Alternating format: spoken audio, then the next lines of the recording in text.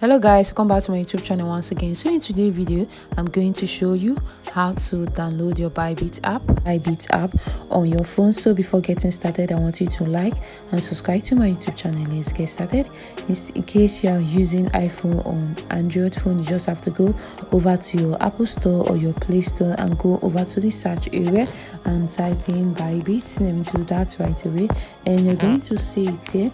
You just have to go over to it, and at this place showing open, you're going to see download.